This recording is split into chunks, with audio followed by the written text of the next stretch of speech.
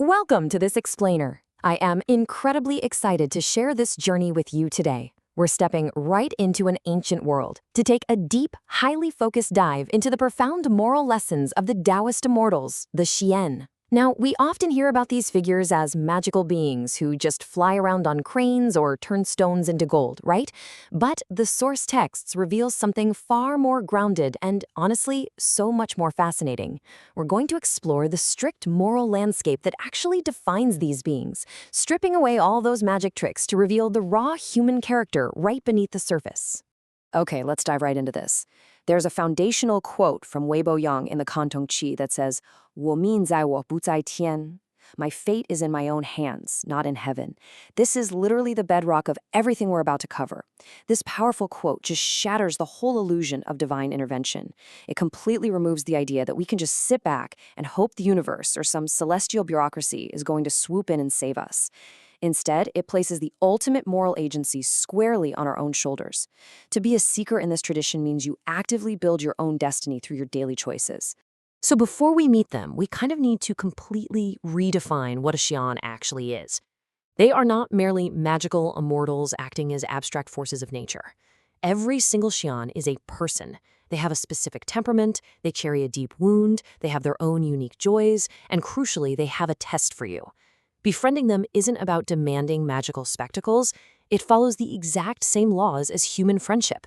You have to pay attention, you have to keep your promises, and most importantly, you've got to show up with clean hands. As you'll see, there is a stark contrast between the wrong way and the right way to seek the Xian. If you approach them with flattery, if you're driven by greed, or if you demand miracles and power, well, you're going to fail every single time. The Xian have absolutely zero interest in spiritual vanity. The right way, and really the only way, is through pure sincerity. It requires paying deep attention to the world around you, honoring your word, and approaching them with a pure heart. Why does this matter to us? Because it means the path to the sacred is built entirely out of your daily ethical conduct. Section 1. The Virtue of Humility. In this tradition, immortals like Wang Zichao actively despise heaviness, ambition, and especially bragging about your lineage or status. Wang Zichao was a prince who literally gave up a throne, so he has absolutely no patience for people who flaunt their earthly titles. To pass his test, you have to treat your societal rank as completely temporary and climb the mountain without an entourage. You have to learn to be profoundly small. Take the requirements for befriending Li Babai, a shape-shifting immortal who lived for hundreds of years. He didn't test people by making them fight demons or anything like that. He tested them by appearing as a sick beggar, a leper, or a dying stranger. The moral lesson here is incredibly sharp. True humility means we do not judge people by their status or their appearance. If you turn away the dirty guest to favor the clean, wealthy one, you fail the test right then and there. The divine is hiding in the lowest person you meet. Which brings us to a really powerful question. If you take away all the flying swords, the golden elixirs, and the glowing auras, what happens when the magical spectacle is completely stripped away, leaving only raw compassion? Section 2. Compassion for the weak. The Xian constantly subvert our expectations. They don't want you to perform some grand, elaborate ritual. They want grounded, human acts of kindness. Iron Crutch Li, who walks in a crippled body, demands that you feed the disabled and never, ever mock physical ugliness. He Xianggu requires you to respect women as full spiritual beings. Su Sun looks for those who step up during floods and communal disasters. And Huang Daxian, his test is just brilliant. You only pass if you help someone who has absolutely no hope of ever repaying you. So it's one thing to be kind to a beggar on the street, but what happens when your heart is pure, yet the institutions and the world around you are deeply corrupt?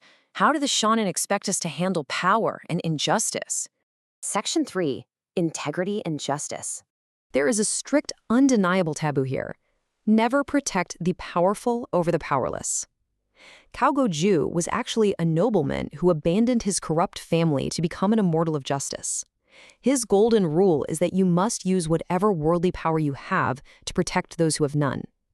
The three officials, the Sangwandari, demand that you speak the truth and confess your faults, but importantly, without groveling.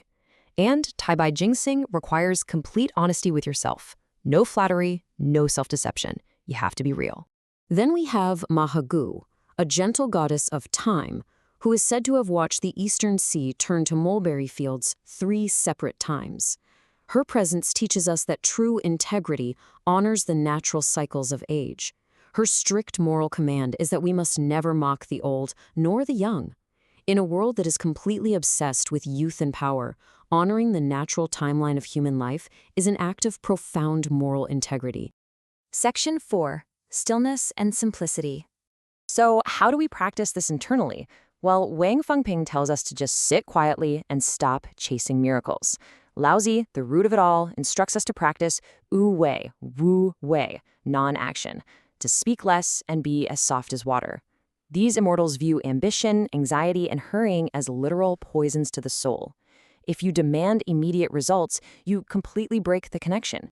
A really crucial point here is captured in this wonderfully simple instruction from Jean Guilao.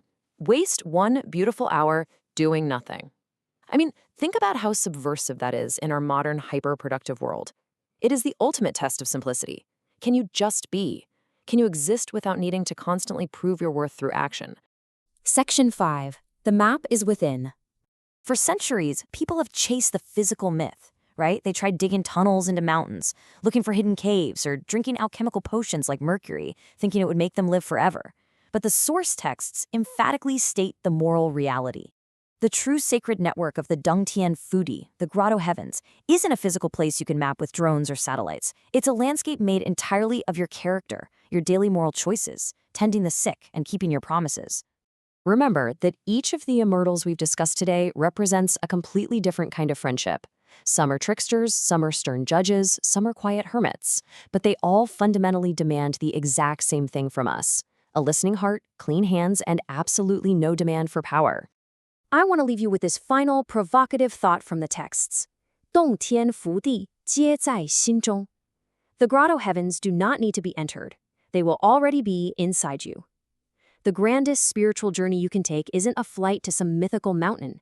It happens the very next time you encounter a stranger in need. Your everyday moral actions are the true, lasting portals to immortality. Thank you so much for joining me on this explainer, and I really hope you take these lessons into your world today.